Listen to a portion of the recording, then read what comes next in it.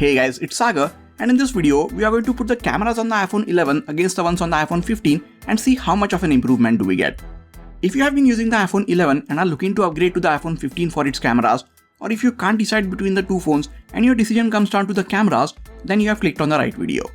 If you look at their current prices, there is a good 30,000 rupees difference between these two phones, so let's find out if the cameras on the iPhone 15 are worth the extra money.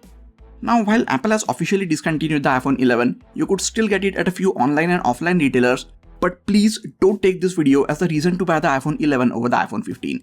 In no case should anyone buy the iPhone 11 in 2024. It doesn't matter if it's brand new or used and how cheap you are getting it, just don't buy the iPhone 11 right now. This video is for someone who is already using the iPhone 11 and is looking to make an upgrade. Now, just so you know what we are working with, here is a brief look at the specs of the cameras of both these phones. iPhone 11 gets dual 12MP cameras. Primary one gets f1.8 aperture, 26mm lens and optical image stabilization. Secondary camera gets f2.4 aperture and a 13mm ultra-wide-angle lens. iPhone 15 also comes with dual cameras. Primary camera gets a much larger 48MP sensor with f1.6 aperture, 26mm lens and sensor shift image stabilization. Secondary camera gets 12MP sensor, f2.4 aperture and a 13mm ultra-wide-angle lens. With that out of the way, let us start with the daytime shots. Right away, you might find it slightly difficult to figure out which one is taking better images. In a way, it is a testament to how good the cameras on the iPhone 11 still are. But as we continue to look at these images, it starts becoming clear that iPhone 15 is the better one. It is capturing much more information in the darker areas and the colors are also slightly more accurate from it. I mean, ones from the iPhone 11 are also looking excellent, and I don't think a lot of people can tell that these images are coming out of a phone which came out back in 2019. If you look closer, you can see the slight warmth of the sun in the shot from the iPhone 15, while the iPhone 11 took that warmth away and tried to make the shot a bit cooler. Now the iPhone 15 gets a 48MP sensor, which captures a ton of information, but in the default mode, this phone captures 24MP bin shots to keep the file sizes in check. iPhone 11 on the other hand is capturing 12MP shots. What this means is, if we zoom in, we see that the iPhone 15 is capturing much more details and information in its images.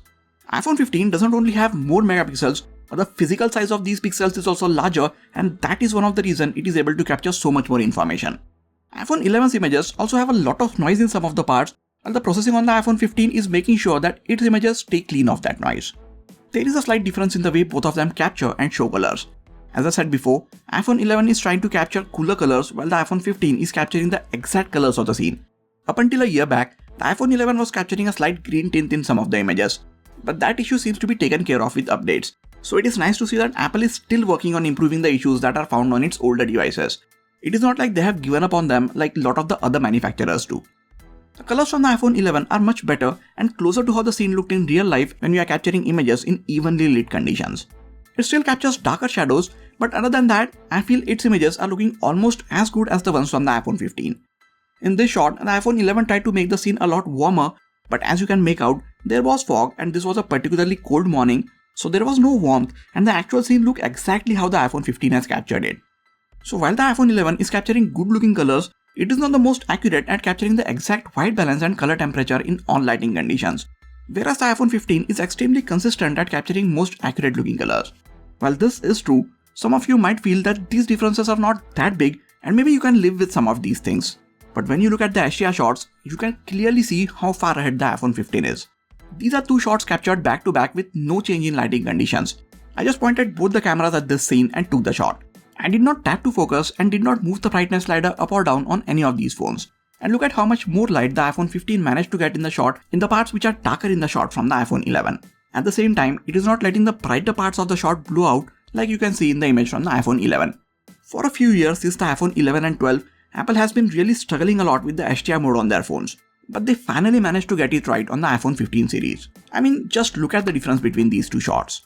I feel the improvements to the HDR mode alone might be enough for a few of you out there to ditch the iPhone 11 and go for the iPhone 15. In this shot, the iPhone 15 managed to evenly capture the light inside the room, and at the same time it managed to keep the brighter scene outside the window from getting overblown. iPhone 11 on the other hand did well with the scene outside the window, but it underexposed the walls inside the room. Before we move on to the close-up shots, here is a quick word from this video's sponsor, Buckle & Band. They are a UK-based company who designs and produces luxury accessories for your tech products. You have seen me talk about their Apple Watch bands in some of the previous videos, but they even offer these amazing full-grain genuine leather cases for your iPhone. These cases look amazing, fit your iPhone perfectly and provide a great level of protection. There is a raised lip at the front and back, so the display and the camera lenses are always protected. All the corners have a lot of protection, and the buttons on these cases are made of metal, which makes these cases look even more premium. There is a soft leather on the inside, which makes sure that back glass of your phone doesn't gather any scratches.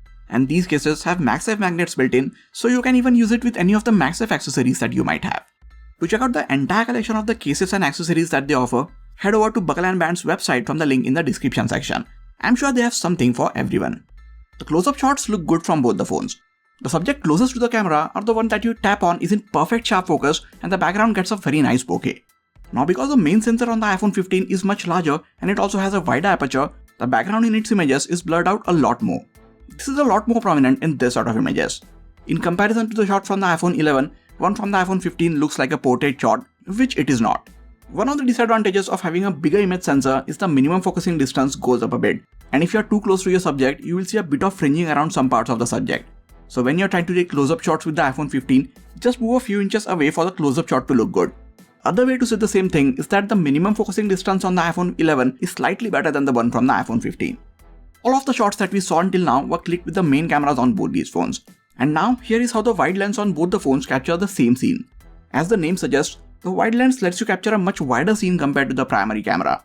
Both phones get pretty much similar specs for this camera. So they have a 12 megapixel sensor and a 13mm ultra wide angle lens in front of it. So both the phones are capturing the exact same information. So any difference that we see in these images would be on account of the slightly different image processing on their part. It is a bit difficult to tell from this far if the iPhone 15 is managing to capture more detailed shot, but it is very clear that it is definitely capturing a much better dynamic range. For the details, if we zoom in on these shots, we can see that the iPhone 15 is indeed capturing more information. The difference is little, but if you look at the roof tiles and the trees, they are a bit more defined in the shots from the iPhone 15. Now if we are seeing more details in its wide shots in these overcast lighting conditions, we could be certain that it will definitely capture much more details in well-lit bright sunny lighting conditions. Neither of these phones get a telephoto lens, but they do have the option of zooming in digitally. Since the iPhone 15 has a 48 megapixel sensor, Apple has found a way to use the middle 12 megapixel part on this sensor to capture an almost lossless 2x digitally zoomed in shot. As you can clearly see, the iPhone 15's zoomed in shot is much more detailed and sharper than the one from the iPhone 11. So if you want to have that extra bit of reach without having to spend too much on the Pro iPhones with the telephoto lenses, iPhone 15 with the lossless 2x digital zoom is the next best thing that you can get. We have talked about the 48 megapixel main camera on the iPhone 15. Now let's see how those 48 megapixel images look next to the 12 megapixel ones from the iPhone 11. Other than the better dynamic range, you might not see a huge difference in the amount of details from this far, but as I zoom in, just look at how much more details the 48 megapixel shots on the iPhone 15 has. The extra bit of details are there, but you mostly only see them when you zoom in 4 to 5 times on your images. So if you're someone who doesn't zoom in a lot on their images, you're not really missing out a lot on not having a 48 megapixel sensor on your iPhone 11. That being said, the extra bit of details do come in handy if you want to capture some landscape or architecture and you want to crop in on a certain part of your image later on. Or if you want to edit your images, as the 48 megapixel shots have a lot more information for you to work with. Coming to the portrait shots, none of them get a LiDAR sensor to help them detect the depth for these shots. But even after that, these portrait shots look really good from both the phones. The subject is a lot sharper in the iPhone 15's portraits, and it is also slightly better at detecting the edges and separating the subject from the background, even when the background is busy. As you see, the edge detection around the hair is much more natural in the portrait shots on the iPhone 15. We also see some difference in the way both these phones capture colors, but we have already discussed that before. While taking these portrait shots, I noticed that the iPhone 15 basically takes no time to detect the edges. I just pointed the camera to my subject and the edge detection is ready before I could click the shutter button. While the iPhone 11 takes a noticeable amount of time to detect the edges for these portrait shots. On top of that, it also takes a few extra milliseconds to process these images. Now maybe the iPhone 11 has slowed over the years. After all, it's a 5-year-old phone. Or maybe I am noticing this just because I have the iPhone 15 to compare it with, which is just way too fast. I think it's a little bit of both. That being said, if you don't zoom in on your portrait shots a lot and you adjust the f-stop or the aperture number to something between f4.0 and 5.0, and if you are a bit patient, I think the iPhone 11 still takes really good portrait shots. Although the iPhone 15 doesn't have a telephoto lens, it still lets you take digitally zoomed in 2x portrait shots. It's a nice way to get closer to your subject if you want to get that authentic DSLR-like portrait look. While taking portraits of objects, the iPhone 11 is hilariously bad. I mean, look at its images. It doesn't even feel like the phone is understanding what should and should not be in focus. iPhone 15 on the other hand does an excellent job of detecting the edges even if the object is very complex, like the transparent water bottle in this case. In some cases, the iPhone 11 even just plain refuses to detect the object and took a normal shot without blurring the background. For all these reasons, if you take even a bunch of portrait shots, I would strongly recommend you to consider upgrading to the iPhone 15. With that, we now come to the images which are shot in artificial and lower lighting conditions. You may not be able to make out a huge difference between their images when you are shooting in lots of artificial light, like I am doing here. You might however notice the iPhone 11 showing a bit warmer colors. Now these images were shot in a room with slightly warm lights, but they were definitely not as warm as you could see in the iPhone 11's image. In this case, even the iPhone 15 is not showing the actual color of the scene. I think it is trying to cool the colors a bit. The actual color temperature was somewhat in between these two. Not as warm as the iPhone 11, but also not as cool as the iPhone 15 is trying to make it look. I think this was an issue because most of the things in this room were either golden or beige. If there were some more colors in the scene, I am sure both of them would be able to capture better looking colors. Both these phones get optical image stabilization to help in lower light, but iPhone 15 gets a larger image sensor and wider aperture, so it captures more information compared to the iPhone 11 in these lighting conditions. You can easily see that when I zoom in on this part of the shot. The rope looks much sharper and detailed in the image from the iPhone 15. At first, the images from the iPhone 11 look brighter and hence slightly better, but as you look closer and zoom in, you can see that the iPhone 15's image is incredibly detailed. Frankly, I am surprised that it is managing to gather these many details in such diffuse light. All the iPhone 11 is doing is increasing the ISO to make the image look brighter, which also results in bringing the noise levels up. We see this trend being repeated for most of the low light shots. 11's images are slightly brighter, but 15 has a ton of details. It also captures better dynamic range. While the iPhone 11 tries to blow up the brightest part of the image, iPhone 15 manages to bring back a lot of details in those areas as well. There is a gloomy or faded effect around the lights or some darker parts in the shot from the iPhone 11, while the iPhone 15 manages to capture a cleaner looking image. In many of the cases, it even tries to reduce the flares from the light which are directly in the frame. Now both these images seem to have a lot of details, but you can clearly tell that one from the iPhone 15 is looking a bit better and more natural. It also manages to keep the noise levels to a minimum, whereas you can see a lot of noise in the image from the iPhone 11. All of these are shots without the night mode. And now here are the night mode shots. Actually, just the iPhone 11 took this image with the night mode, while the iPhone 15 managed to capture it without the night mode turned on. That's the other thing. 15 doesn't fire the night mode until it is much darker, whereas the iPhone 11 wants to turn it on as soon as the sun goes down. Even without the night mode turned on, iPhone 15 seems to be capturing similar information as the iPhone 11 is with the night mode turned on. A lot of people won't realize how important this is. While night mode is good as it lets you gather a ton of more light and information, but you need to hold the phone steady for 2 to 3 seconds for the night mode shot to be captured, and there is a good chance that this image might be a bit blurry if you are not very careful. So actually the phone which captures a lot of information without even switching to the night mode is definitely the better one, which in this case is the iPhone 15. And once it switches to the night mode, it captures even more information in low light shots. It also manages to keep the noise levels down even in these lighting conditions, whereas the iPhone 11's image is filled with noise. That being said, iPhone 11's night mode images are not bad at all, and looking at them alone you might even like them. But when compared against the ones from the iPhone 15, they don't look all that good. Now I feel like the night mode on the iPhone 15 capture light for even longer, then those images look exceptional. So if you're someone who takes a lot of their images after the sun has set, or if you like to take a lot of indoor shots, you will definitely benefit from the bigger image sensor on the iPhone 15. Just another point in favor of the iPhone 15 if you're looking to upgrade. That brings us to the front-facing cameras on both these phones. Now while the resolution of the cameras remains the same at 12 megapixel on both, one on the iPhone 15 gets a bigger image sensor behind it and it also has a wider aperture, so in theory it is able to capture more information. It is also being backed by the image processing on the new A15 Bionic chip. All of which leads to the selfies from the iPhone 15 being sharper and more detailed. It also captures more accurate looking skin tones. iPhone 11 on the other hand either tries to smoothen the skin a bit, or maybe it is not being able to capture as many details in the face as the iPhone 15, so its selfies look a lot smoother in comparison. In plain and simple words, if you want sharper and more detailed selfies, it is time to upgrade to the iPhone 15. Even for the portrait selfies, we see the same thing as the normal selfies.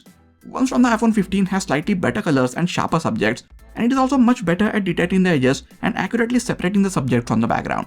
You must have noticed that the iPhone 11 consistently fails to keep my hair in focus no matter the lighting conditions or how easy or complex the background is. iPhone 15 on the other hand does a great job with it. I think these portrait selfies would have looked a bit better if I would have lowered the aperture number to something like f4.0 on both the phones. I think that way the edge detection would have been a bit more forgiving on the iPhone 11 as well. Here's a video from the front-facing camera of the iPhone 15. and the iPhone 11. You can see how both of them are handling the overall colors of the scene, exposure and stabilization when I'm walking around with them. I also have a construction site next to me, so it is pretty noisy. You guys let me know in the comments which one do you think is speaking my voice better. Coming to the videos, both phones can record videos at up to 4K 60fps with all their cameras. iPhone 15 can switch between the main and wide lens while you are shooting the videos. This is something that the iPhone 11 can't do. Well, 4K videos on the iPhone 11 still look pretty good. Ones on the iPhone 15 are a bit more sharper and they show much better dynamic range. You also get features like the action mode on the iPhone 15, which keeps the videos rock steady even if you are running with your phone. If you plan on taking a lot of videos with your phone or if you want to vlog with it, then features like these come in very handy. Thanks to a much bigger image sensor and wider aperture, you can see that the iPhone 15 captures much cleaner and sharper videos even in lower light. In contrast, you can see the iPhone 11 captures a ton of noise and a lot softer things in its low light videos. iPhone 15 also gets a cinematic mode where you can shoot videos with shallow depth of field. In simple words, it is like portrait mode but for videos. So as I said before, if you plan on shooting a lot of videos with your phone, you should definitely upgrade to the iPhone 15 to take your videos to the next level. With that, we have compared close to 70 image and video samples from all the cameras on these phones, and I think it is safe to say that the iPhone 15 shows an improvement in all the departments and in pretty much all lighting conditions. It captures much cleaner images with more details in daytime, shows better or I should say true to life colors, and the dynamic range gets a much needed improvement over the cameras on the iPhone 11. A big chunk of my photography style is taking portrait shots and iPhone 15 was clearly better at it. And after all this, it also captures much cleaner images in lower light. So as I said throughout the video, cameras on the iPhone 15 are definitely an upgrade over the ones on the iPhone 11. And if you are on the fence about making the switch, let this video be the slight push you needed to take the last step. If you need a new phone right now, you can go ahead and get the iPhone 15 right now. But if you can wait a bit, get it during the pre-Diwali sale, as that will be the best price for it. Now there might be some of you who saw all the differences which I mentioned in the video. Well, I'm sure there are a few people who might have been thinking that what differences I am talking about. And to them, images from both the phones might have looked almost identical and there is nothing wrong with that. For those people, I would say unless your iPhone 11 is completely falling apart, you can still keep on using it for another year and see what the iPhone 16 offers. That is what I think about the cameras on both of them. After looking at these image and video samples, what are your thoughts about them? Please let me know in the comments. That is it for this video guys. Please hit the like button if you enjoyed this video and subscribe to the channel for a lot more quality tech videos like this. You can also check out some of the other videos from this channel. This has been Sagar and I'll catch you guys in the next video. Take care.